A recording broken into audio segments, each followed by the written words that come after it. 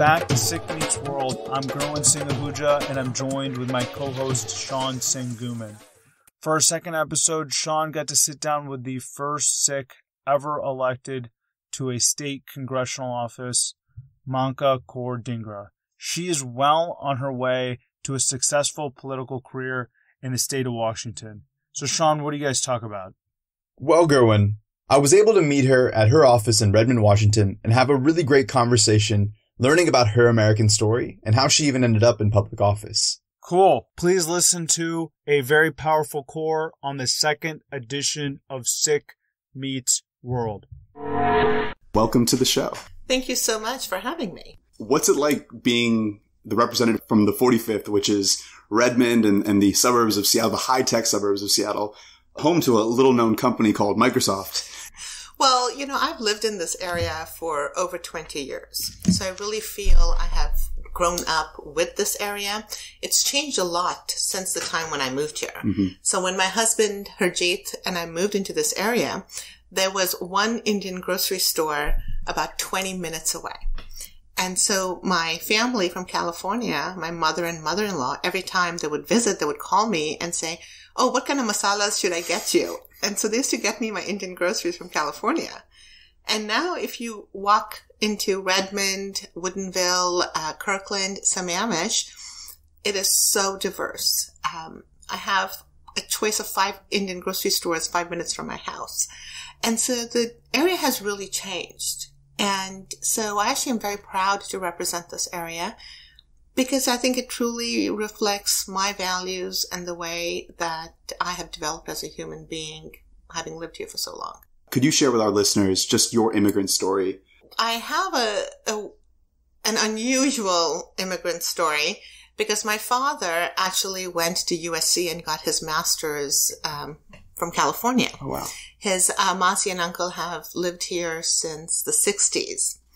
And after he got his master's, he actually had the option of staying in the U.S. or moving back to India. And he and my mother had an arranged marriage. And my mother at that time did not want to live in the U.S. So he ended up back in India. And so I was born in Bhopal. Nice. And so I lived there till I was 13. And my father actually ended up getting colon cancer. And my parents came here for treatment because his parents, his sister, they all lived in California. Mm. So he ended up passing away. Okay. And my mother was able to get immigration through the teacher visa. And so we moved here and I went to high school in California. And then I did my undergraduate degree at UC Berkeley, following in my Master G's footsteps because he got his PhD from Berkeley. Yeah. And then a lot of my cousins and brother were all UC Berkeley grads. Berkeley. Absolutely. Well, before we get into Berkeley, I'd like to know, growing up in America during the 80s, what was it like being in California as a newly immigrated Indian? It was unusual for me because I already had family here. Sure. So when I was growing up in India, my bua, who was in Los Angeles, would actually just record hours and hours of the Disney TV show. And we would just get these cassettes from the U.S. and care packages on a semi-regular basis. Oh, that's amazing. So culturally, when we moved here, it wasn't a culture shock. We came in, with grandparents and buas and masis and everyone who's been here for a while. And then my father had friends that he had made when he was in college. So we came into a community, which was great. Yeah. But it's, also a time when, I remember this one incident when my grandfather loved buying American cars. So I grew up with Buicks because he believed in buying American. And, I remember one time he came home. We used to go to their house after school and he was really upset. And, he finally told us that while he was driving, someone who was crossing the street looked in and called him a raghead. And so, I remember those stories. My brother in middle school kind of struggled with some bullying because of his patka. A friend of his actually was another Sikh boy who joined school a year after my brother did. And there was an incident where he ended up bringing a kirpan to school to fight the bully. Wow. So, I grew up with that. I have cousins who grew up in Texas. Sure. And, all the boys were Pugris. Mm-hmm. And so I was always aware of, it was tough growing up at that time in the 80s in the U.S. I wanted to bring this up, and your Wikipedia stated that you met your husband while at Berkeley, which you had mentioned earlier. Was this a love marriage, a quote-unquote love marriage? And if so, did you always want to marry a Sardar? or was this by chance that it happened? So, I know the Wikipedia says we met in Berkeley. I was at Berkeley. He was not. It was a love marriage. Okay. Though extremely well approved by our family. Conditional love marriage. Yeah, I actually met him at my brother's high school graduation party. Oh, I see. His parents and my grandparents have known each other for decades. Gotcha. And his family had moved to Orange County back in the 80s as well. And so I've known his parents, but I didn't really know him very well. He was always the engineer who was in his bedroom during Indian parties, doing his own thing. Mm-hmm. So I knew his brother and I knew his sister. And he went away to college in New York. So he got his master's from RPI in Albany. And when my brother graduated high school, my brother's 2 years younger than me, Harjeet was back in California. And so he ended up coming to my brother's graduation party. It was a big one. And he asked me out. And I was fairly shocked because I'm like, oh my goodness, he's Biba Nanti's son. And I was there for the summer working at a law firm.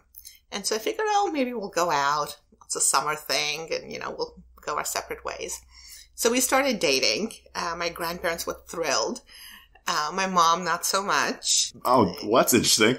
Yes, because she thought I was too young. Ah, I see. And, you don't get involved with Indian boys seriously at a young age. And for me, it was a summer thing. I went back to Berkeley and I'm like, okay, bye-bye. And he used to work at that time at JPL, Jet Propulsion Laboratories. And I thought that was really cool. Yeah. So when school started, I moved back to Berkeley. And then he called me and he's like, hey, I would like to visit. And I've always had a very open relationship with my mother. So I called her and I said, hey, he wants to come visit me. She went like dead silence. And so I said, but that's okay. I'm going to break up with him because, he's not in my 5-year plan. Oh, I see. 2 years later, we got married. And that's how I moved to Seattle, actually. He, in the meantime, he had joined a startup company with his friend. And they built these things called Actimates. And Microsoft bought their company. So he moved to Redmond. And when I was applying to law school, he convinced me to apply to UW. And then I got in. And so we got married and we moved here. And originally, I always thought we were going to be here for 3 years. And then we would move back to California. Now it's been 20. It's been over 20 years and we love it. I love your family's photo right on the About page of your campaign website. To me, it epitomizes like the Sikh American family that we've tried to explain to Americans as an immigrant community. And when I saw that, it brought a big smile to my face. And it also has our dog on Yeah, there. Right. He's holding the dog. That's right. And the dog's name is Sheru Singh. Sheru Singh. Perfect. So definitely a very Sikh name for a very Sikh dog. That's awesome. So after graduating from Berkeley with a degree in political science, you founded API Chaya not too long after, which is a nonprofit dedicated to domestic violence against South Asian women. That's correct, right? That is correct. So I actually come from a family with really strong women. My great-grandmother was actually involved in, fighting the British. My grandmother and her sisters worked in refugee camps. And my grandmother's always done a lot of nonprofit work. And so growing up, we always gave back to the community. And I got involved in domestic violence while I was at Berkeley. I was volunteering at a place called the National Clearinghouse on marital and date rape. And originally I was more interested in date rape, and that's where I learned more about domestic violence. And then I started working at a shelter called A Safe Place. At the same time, Narika, which was one of the first South Asian domestic violence organizations in the country, was starting up. So I joined the board of Narika while I was at A Safe Place. And it was really interesting to me because A safe place was this shelter that was run in Oakland, California, and had very strict rules and was very well regulated because it was a shelter. We had formal intake forms. We had a phone tree. We had a security code to the shelter. And so I had gone through their orientation and was a volunteer there.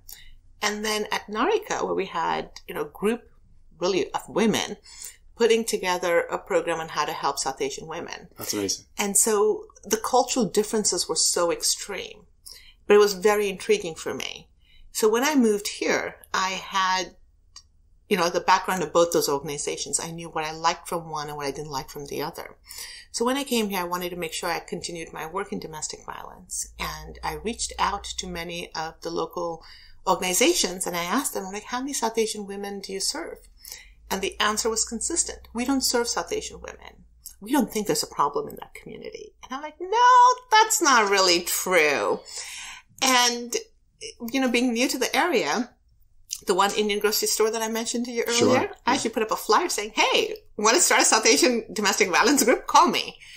And I tried to network with some of the other advocates I knew. And there was a South Asian woman who was working as an advocate at a domestic violence organization. So we got together. She knew of a group of other women who were interested. And really, that's how Chaya started. Most of the meetings were in my house, in my living room, mostly my kitchen, actually. And I took what I'd learned from a safe place, what I knew from Narika, and I combined the two. So one of the first things I did was make sure we don't call the older women aunties, because there's a huge power differential right there. And it was really impacting the way the organization worked. And because I was in law school, I set up the bylaws and incorporated the organization. Advocacy has always been my passion. And so we set up the advocacy program. And so I was a volunteer advocate for years before we got the resources to hire people. Yeah. And I used to actually do a cultural competency training for other advocates in the domestic violence community.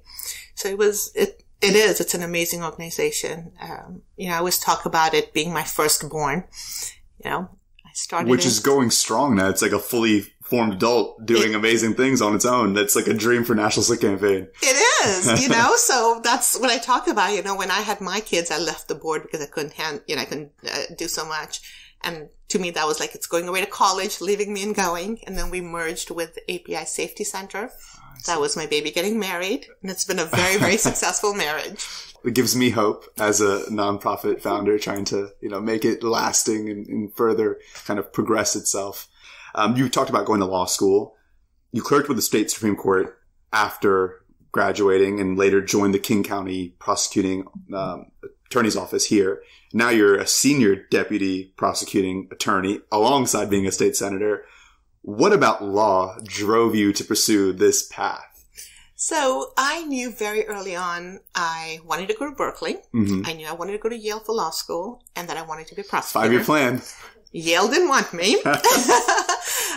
So I knew I wanted to be a lawyer. Okay. I love the concept that prosecutor's job is to do justice. Sure. And, it's a very unique role being a prosecutor because you have a responsibility to the defendant, to the victim, and to the community. It really is your responsibility to make sure justice is done. And it is a truly awesome burden. And I mean awesome in the traditional way of using that word. It is a huge privilege and an honor to have that kind of power. And it has to be used in a responsible way. And I can tell you that most prosecutors take that role very, very seriously. And for me, a lot of it was about making sure we're protecting victims. Because if you look at the most vulnerable in our population, it's women and children. So that's how I became a prosecutor. I love working for the King County Prosecuting Attorney's Office. They really do such incredible work. And they've been on the forefront of criminal justice reform nationally. So I started there, always saw myself as a trial attorney. And after I had the kids, after I came back from maternity leave, I became a supervisor in our district court. At that point in time, we had this thing called mental health court that was starting. The first one started in Florida. We were the second in the country to get started. And so one of the jobs of the supervisor was to kind of oversee this program. And I was new to that. I wasn't aware of therapeutic alternatives. I think it's new to the culture of law enforcement. And I absolutely loved it because as prosecutors, we tend to see people at their worst. In a treatment court, you also get to see people at their best. And so I kind of took over mental health court and ended up creating the therapeutic alternative unit, which is a unit that doesn't normally exist in a lot of prosecuting attorneys' offices, but it does in ours. So I chaired that unit, and so I oversaw the growth of mental health court, started a veterans court. We also did a diversion program, and I'm also one of the instructors at the crisis intervention training that our law enforcement get. So since the inception of the CIT program, I've worked with our Criminal Justice Training Commission and training law enforcement, and then doing a lot of collaboration with law enforcement agencies on crisis intervention work. Incredible. You're very much an entrepreneur if you don't realize it from just seeing it afar. Whether it's nonprofit or as a lawyer, you take opportunities and you make something out of that, which is awesome. And I wonder, how have these experiences shaped you as a politician? So while I did all of this work, I've been very involved in policy. So I loved working on domestic violence policy, mental health policy, criminal justice reform. And I'm not someone who was politically engaged. I never attended a Democratic Party meeting. Husband and I vote, and we once caucused, but that was it. But our election in 2016 really threw me for a loop. I was very excited that Hillary was running. And, you know, I remember when Obama was elected, actually, the Seattle Times had this front page where they had the pictures of all the presidents of the U.S. And I remember that morning opening up the newspaper and calling my kids over and saying, hey, take a look at the presidents of the United States. And my daughter was 4, and she comes over, she takes a look at the newspaper, and she goes, where's the page with all the women? And so for election night, I was having a huge party at my house because I wanted to show my now teenagers the face of our first female president. And my husband still says it's because I opened the champagne at 4 o'clock. It's what led to the result we got.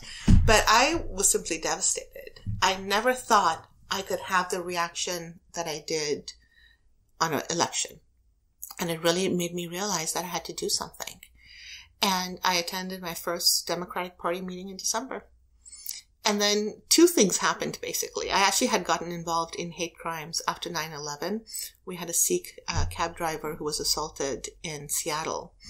And Seattle Police Department had a Sikh Muslim Arab advisory council that they had started at that time to try to get community input. And so I was the prosecutor representative to this group. And so I've been involved in hate crimes for a while now. And in December, our local mosque in Redmond was having a safety forum. So I was there. We had 6 of our East Side police chiefs there, and we had this huge room full of people. And you know, it was really eye-opening to me to really understand how scared people were. There were people talking about how they weren't sure that they should buy a house, or they weren't sure whether they should get a car. They didn't know if they would be living in this country. And I remember thinking, I don't ever remember being that scared while I was growing up. Now, after 9/11, I used to always carry my law enforcement badge with me. You know, I always made sure that when we were traveling, the luggage was checked under my name, not my husband's name. So we did do things because it was challenging traveling with a Sikh man with a beard and turban. But I don't remember being scared. And 2 days later, the Indian Association of Western Washington had a hate crime seminar. And it was the same thing. A smaller room, but full of Indians. And I was hearing the same thing over and over again. That families in Redmond, Sammamish, Bellevue, the so-called most educated areas in our state, their kids were being told that they're going to get deported. And so it really was that weekend when my husband and I talked and we decided that our democracy has to represent each and every one of us, and that I was going to run for this position. So it was a short stint from our election in November to me announcing in February that I was running for this position. When the seat opened, did you just jump at it? No, I didn't. I knew I wanted to get involved, I didn't know what that involvement would mean. Mm. And so a friend of mine, Angela Burney, has been on the Redmond City Council for quite a few years, and I've known her for 20 years. So I called her and I said, let's meet for coffee. And she and I never meet for coffee. And so we meet at this coffee place, and I sit down next to her, and I'm like, and I start talking to her, and she just says, stop. Are you thinking of running? And I'm like, well, I would like to, but I'm not sure what or how. And she said, you have to run for the Senate. And the first thing out of my mouth was, I'm like, I'm not sure I'm qualified. And she started laughing. And she's like, you're the most qualified person I know. She's like, you're a senior prosecutor. You've lived in the community. You've run a whole nonprofit, and now you're on the board of another. And so she kind of helped me connect to some of the other politicians. And once I got over the concept that I wasn't qualified, I was very excited about it. So definitely had to be asked and convinced, but it's been an amazing journey. Yeah, absolutely. And I'm sure the decision to run is a lot easier than actually running. And one question that immediately came to mind first is, in Sikhism, Guru Nanak in particular, he preached gender equality and the fact that men and women are equal. Yet, Punjabi Sikh culture is still largely patriarchal. As a woman who was running for office at that point, did you face any pushback from our community? I did not. And, the Sikhi that I grew up with was always based on equality. That's something that runs very deep in my family. And it's something that actually runs very deep in my husband's side of the family. My father-in-law, when they had kids, he used to change diapers. This was back in the 70s. And my mother-in-law taught my husband to cook when he was growing up in California. So the equality is something that within our families definitely does exist. But I did not get any pushback from the South Asian community at all. And that's what the amazing part about running was. A lot of people, always asked me or assumed that it was really hard running. The reason why it wasn't for me is because of the level of support I had. Once I announced, I had the prosecutors, the defense attorneys, I had the PTSA parents, I had the teachers, I had the kids, I had the mental health community, the domestic violence community. Because my husband's in tech, we had the tech community and the South Asian community all behind me. It really was amazing to see how all the community came together in support. So it's actually been fabulous. The happiness that you must have had when you won, I want to know that feeling. Where were you when you found out you won, and what happened that night? So we were having a huge election night party. And I had, my parents were here, my brother, sister-in-law, we were all here. And, that predicted I would win. But given 2016, I don't think anyone could really assume we knew what was going to happen.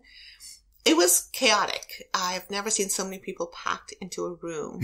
And it was definitely very surreal. I think I probably processed it the next day.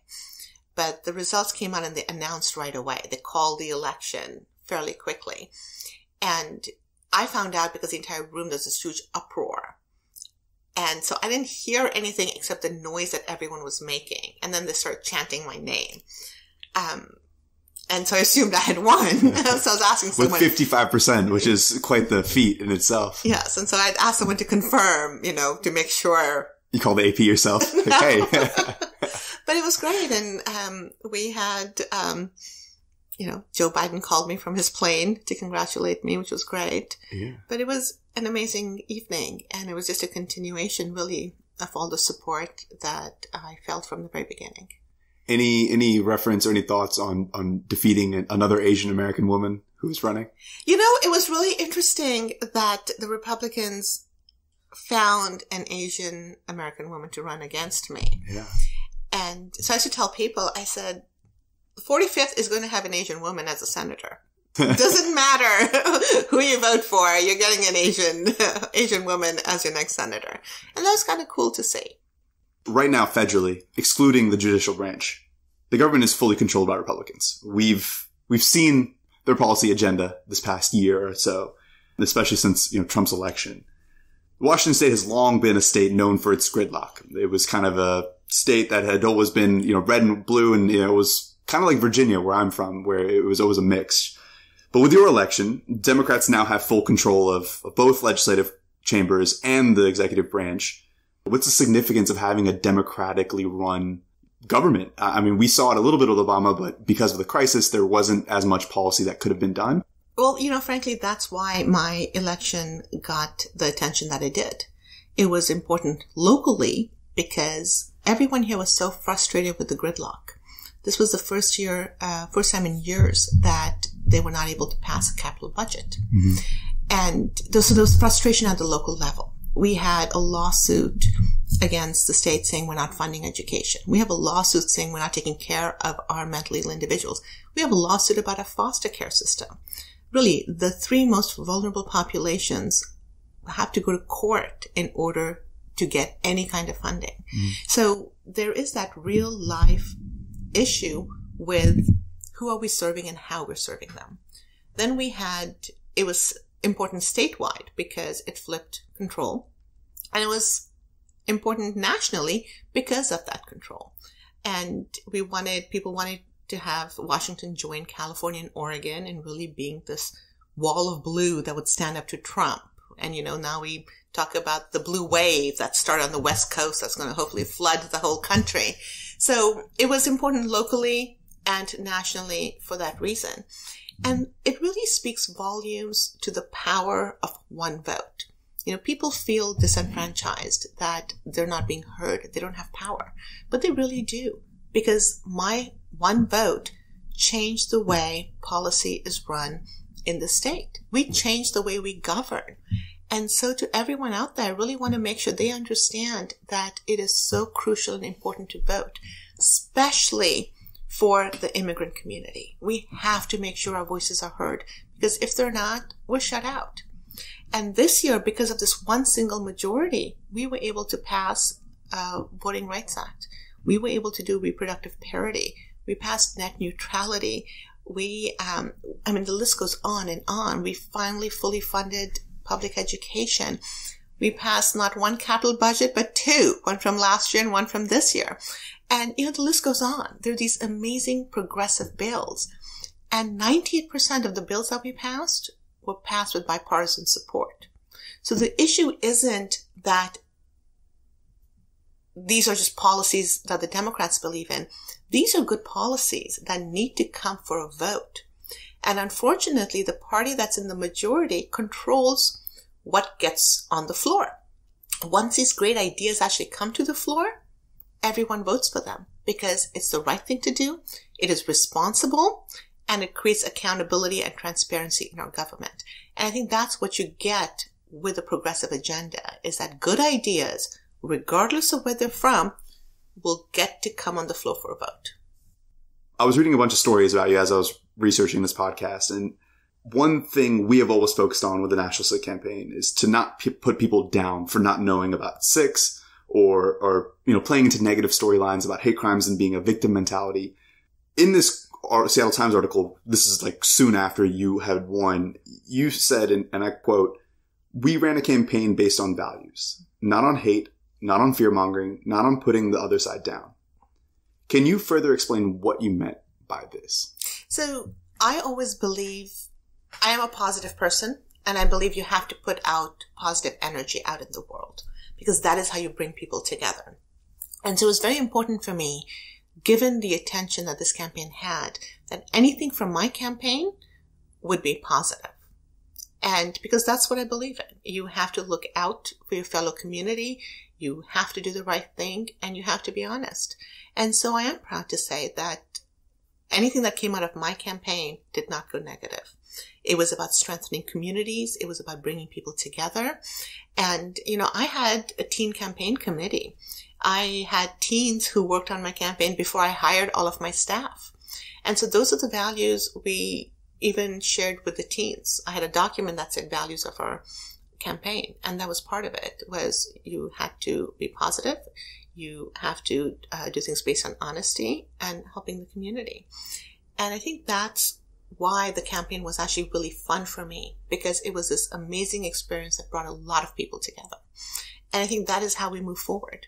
And that's the only way to move forward. And you have to give people something to vote for, not vote against.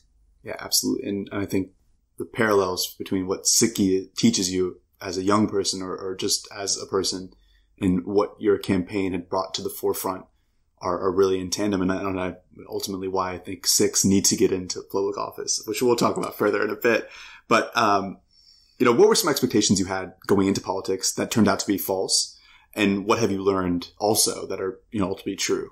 So one of the things that really surprised me when I got to the legislature was the caliber of elected officials. I had my cynicism about people who ran for office, and I was so pleasantly surprised to see intelligent, caring, thoughtful leaders. And so that I really learned that there are some truly wonderful people who have run for office. There are people who shouldn't be in office, but especially in the Democratic caucus, I was very proud of many of the elected officials we have there. So that was definitely a pleasant surprise. I was fairly shocked about some of the things that are said on the floor. I have not heard so much racism or sexism until I heard what was said on the Senate floor.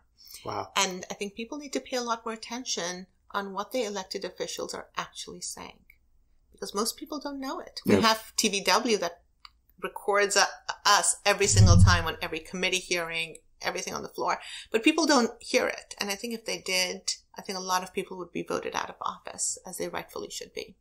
They should make C-SPAN a little more exciting. Like, get some new camera angles, like, make it a little more zesty. I think people would watch. It's certainly like reality television, but I get what you're saying. And especially if they do sound bites. Yeah, sure. Clearly, domestic violence, mental health, some of the issues you've already talked about, what you've already done in office, those have driven your policy goals. What inspires your next policy goals and aims? So I really do believe that in order for us to be successful as a community, we have to invest in our youth. Being a prosecutor for over 18 years, I have really seen so many young adults, especially those from 18 to 26, where you look at them and you go, they're in the criminal justice system because we as a society have failed them. So I really believe in making sure we're investing in our children as early on as possible in a very holistic way. For many years, I've actually been working with the Center for Court Innovation on risk needs responsivity tools. It's really about making sure you understand the person you're dealing with and how we address their needs and risk levels. In America, we use our jails and prisons quite frequently. Too frequently. Yes, and there are alternatives to that. And that really means understanding the human being. Because if you know what someone's needs are, you know what their risk factors are, and then you can decide how you can address it. And what you find over and over again is that if you have a good plan to address the needs, the risk factors go down. And so we have to be looking at what are alternatives to incarceration. Use incarceration when you need to keep the community safe, but use all the other options you have in order to make sure you are providing for that individual, to make sure they're no longer a risk to the community.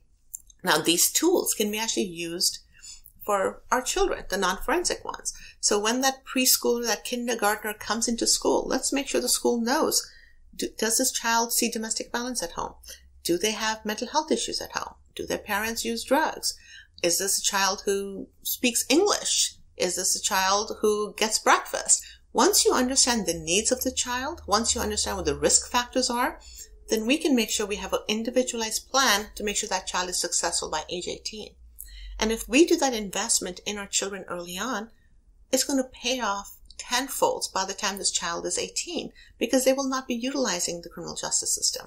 They will hopefully not be utilizing, homeless shelters or emergency rooms because they're prepared for adulthood. So I would love to see us actually move to that model of taking care of our citizens and residents. And that includes making sure that they are ready for adulthood. And for many people, that means college, but for many others, it doesn't. So really making sure we understand what does it mean for this child to be successful, and making sure our schools have the resources they need to do that. Doesn't mean they can't have partnerships with nonprofits or corporations, but really making sure we're being deliberate in how we as a society are raising our youth.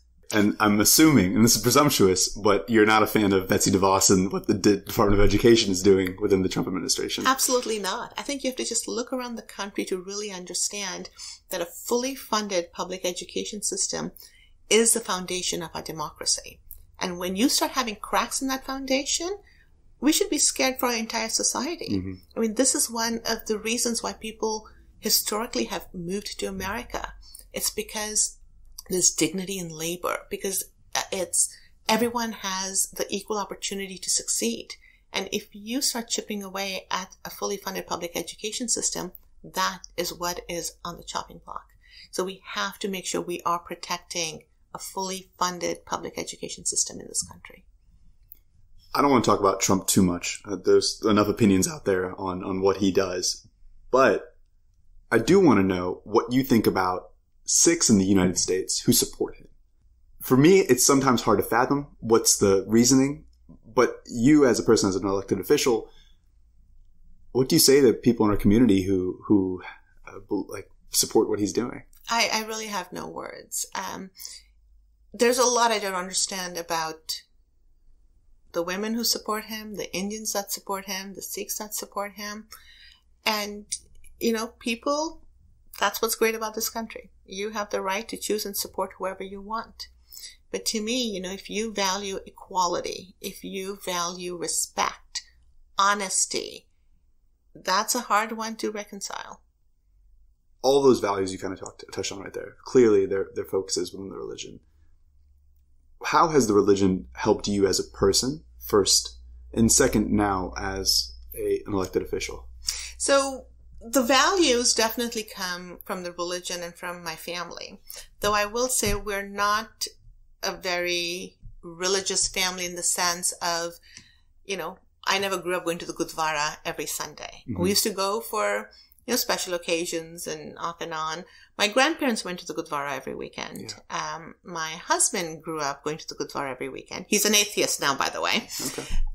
But he still keeps the pagadi. Oh, he's the perfect Sikh other than the not believing in God, because he's vegetarian. Interesting. He doesn't drink. Wow. He wears a pagadi and doesn't cut his hair. The best thing about Sikhism is that there is no one way to God. Exactly. Everyone has their own path. Exactly. And he believes in generosity, and he's the kindest person who doesn't believe in violence at all. Mm-hmm. So he really is the epitome of what Sikhism stands for, except he doesn't believe in From God. a secular perspective. From a secular perspective. So I feel like I grew up with the Sikh values without necessarily having the religious structure around them. And that's what Sikhism is based on. It's in you doing what you need to do to feel closer to a higher power. And, for me, a lot of it is when you look at organized religions is who's in control, who's running the show, and what are they saying? Because not the people in power, they don't necessarily talk about equality among human beings or among genders. And so, we picked and chose when we went to the Gurdwara and who was speaking at the time. Mm-hmm. Because unfortunately, not everyone subscribes to the equality that our religion is based on. Yeah, I certainly understand that. And one question I want to build on that is, your kids are growing up in a multicultural world. They have plenty of different influences, whether that's YouTube or, whatever it could be. But you've raised them Sikh, I'm assuming, or in some form or fashion. They know about the religion. They go to Gurdwara. What are one of the one or two tenets of Sikhism that you have to impart on them? So that they can carry it through their lives? To me, really, it's honesty, equality, and compassion. But, it's really interesting. When my son was born, my husband and I had a long discussion on what are we going to do with his hair, which every Sikh family has that conversation. Absolutely. And I wanted him to wear a pagadi. That's everyone in my family does. That was important to me. And I remember sitting in my living room. My husband was there, my brother who wears a pagadi, and my two cousins who grew up in Texas. And all four of them had stories upon stories in middle school and high school and elementary school of being bullied and how hard it was. And all 4 of them said, I think you should not have him wear a puggree. And so I gave up and I said, you know what? You're the guys who went through it. Fine. If that's what Harjeet you want to do, we can cut his hair. So we had cut his hair. And then when he was 4, we actually went to India for a wedding. And we went to Amritsar. And we come back and my 4-year-old says, I don't want to cut my hair anymore. And so he made the decision to grow his hair out. And so he wore a patka until he was in 7th grade. That's amazing. And then in 7th grade, I started noticing a change in his social structure. Like, girls were kind of giving him weird looks. He started losing some friends. He was teased a couple of times. And going through security in airports was getting tougher and tougher. And so my husband and I spoke to him and we said, what do you think if we cut your hair? And he didn't want to be different because the rest of the family, we all have long hair. And so I told him, I said, I'll cut my hair and you cut your hair. That way we do it together.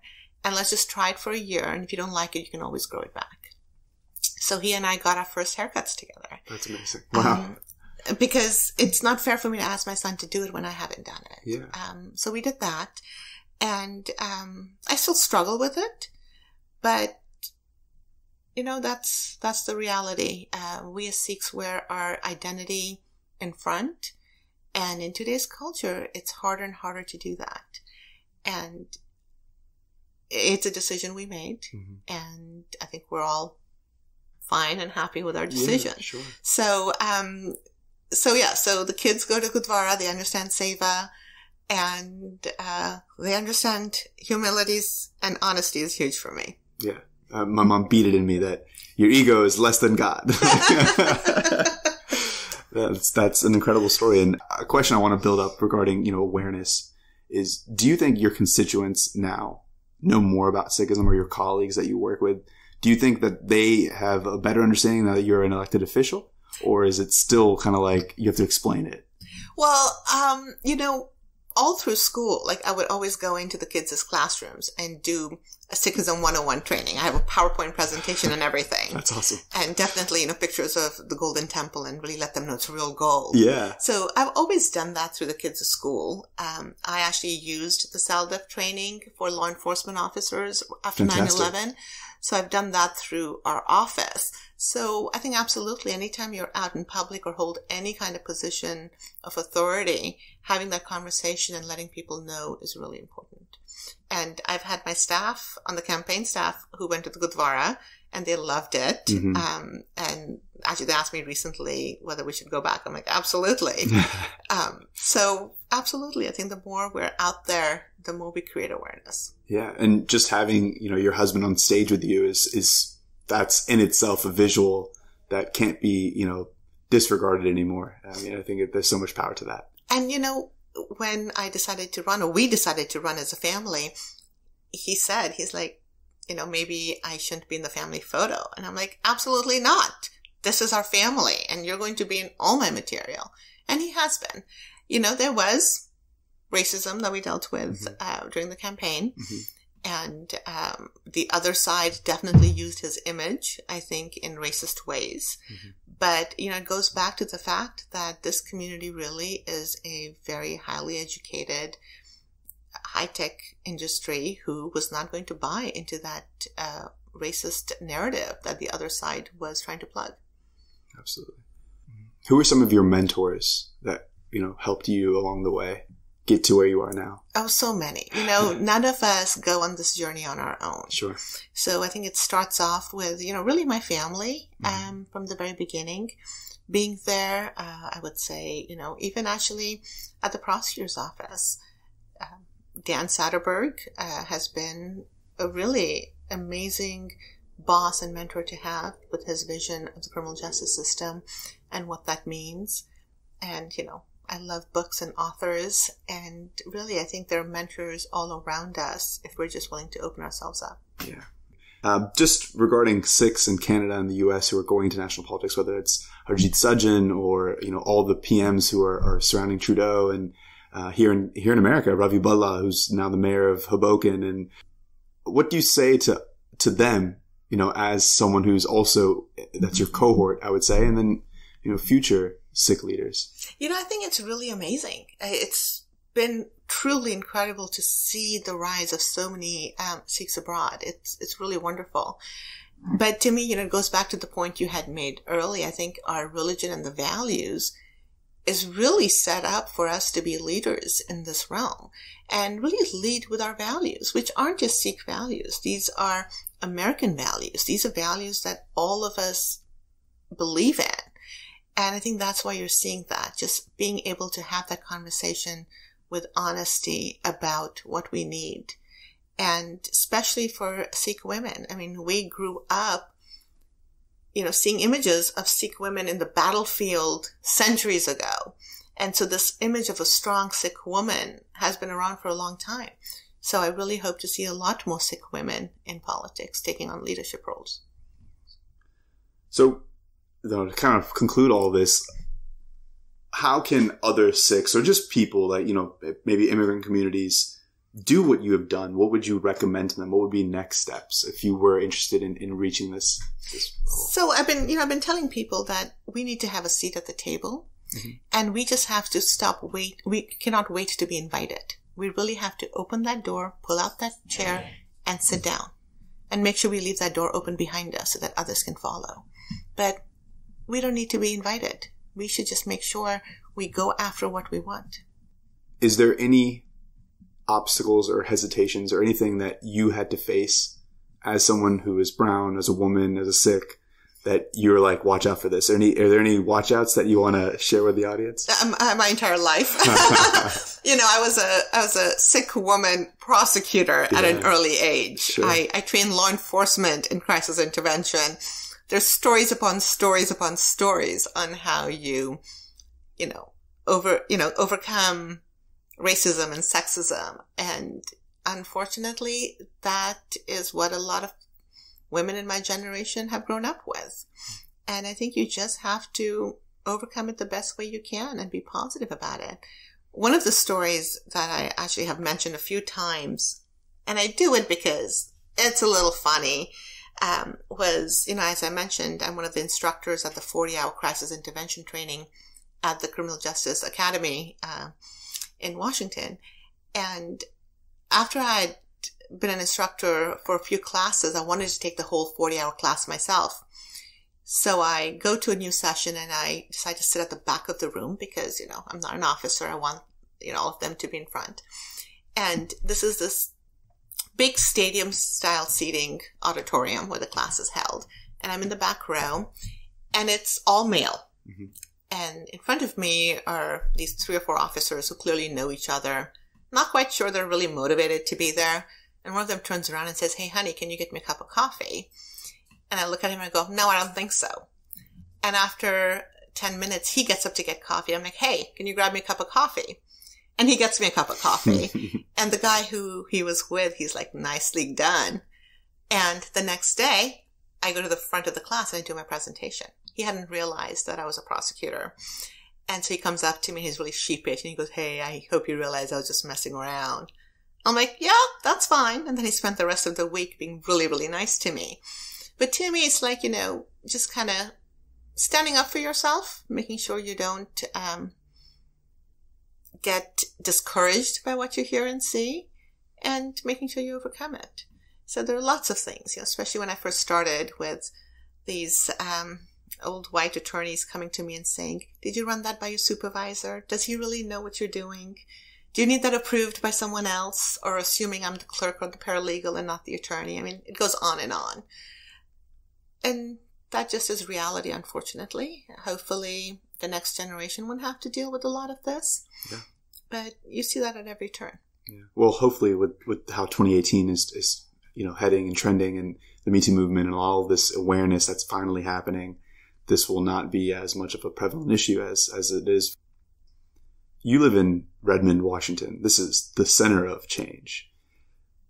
How will the world be different in 6 years or 4 years or 2 years? I don't know how much things change. And what are you doing as an elected official, as a mother, as a prosecutor to prepare for it? So my grandmother is still alive. She's 93. She still lives in Bhopal, and she Skypes with the family on a regular basis and emails us and checks me out on Facebook. When she was born, there was no electricity.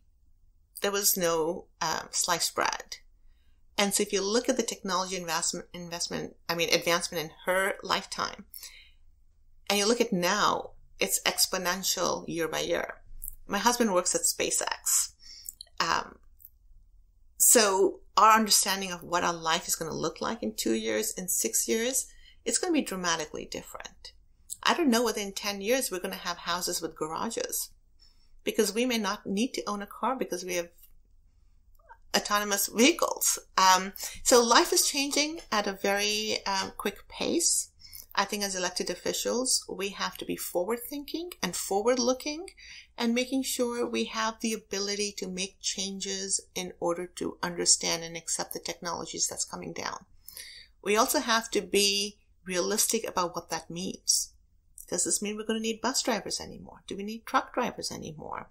What does it mean for our population as to how they can have jobs? What industries will they be able to work in? What's going to happen to manufacturing? So I think there are a lot of really tough challenges ahead for us. We really have to figure out how we as a society are going to react to these new technologies, because they're coming, and how we are going to form ourselves and construct ourselves for the future. So I think it's a very exciting time, but it's going to be a time with a lot of change. I think as the state senator from the 45th, you should have like a hotline to Satya Nadella, the CEO, like at Microsoft. Well, my husband was at Microsoft for 19 years. We have a lot of friends who are so you got the scoop, on the cutting edge of technology. And with him being at SpaceX, and there's just fascinating stuff coming down the pipeline. So what's next for State Senator Manka Dhingra? Well, winning this re-election campaign. And I'm really excited to see how we can fulfill this vision I have of an individualized success plan for each of our children. Any plans to go national in the near future? Oh, we'll see. Oh, we'll see. Okay. All right. Any final words? Any topics or activities you want to talk about? Plug? Anything you want to share? I really do want to talk about the Teen Campaign Committee. Yeah. I had mentioned it briefly. So last year we had about 100 teenagers that were working on this campaign, and 40 of them that were here on a very regular basis. And it was really amazing to me to see how plugged in they were, and really to see their growth from the time they started with us to the time the campaign ended. By the last few weekends, we used to get anywhere from 200 to 300 people a day to come out to doorbell. And the last two times, the teens are the ones that launched these canvases. They would prepare the material, they would do the presentations, and they would send people out to canvass. And this year, they're the ones who were emailing me and texting me, wanting to get started on the re-election campaign. And so I told them, I said, this year, because of the growth you guys had last year, I want this to be a teen-run campaign. So I have a campaign manager, but there are all these teens who are signing up to really take on big roles on my campaign. And so we don't want to just have them do this work. We actually want to develop a lot of their talents. So I have someone coming in who's going to come in and talk to them about press releases and marketing. She used to handle Bill Gates back in the day at Microsoft. We're going to do other projects around the community and really engage them and give them a holistic experience of being in the public realm. So I'm actually really excited about that. And the energy and enthusiasm they have is really so inspiring. That's incredible. And just for everyone who's listening, we are in the campaign office surrounded by water bottles and chewy bars. So I feel like you're going to have an army here in Redmond ready to conquer. Actually, the hashtag they use is Manka's Army. Wow, that's awesome. And the first thing they did is they said, your Instagram account is not cool enough. So they have their own. So it's called Teens for Manka. Nice. And it really has been fascinating to see them. And what I love is how diverse the Teen Campaign Committee is. It really is such a pleasure to take a look at the photos that I have on my Facebook page, because it really truly reflects the America that we see. Thank you so much for taking the time to speak with me and in this podcast. It's been an honor. Thank you so much for having me.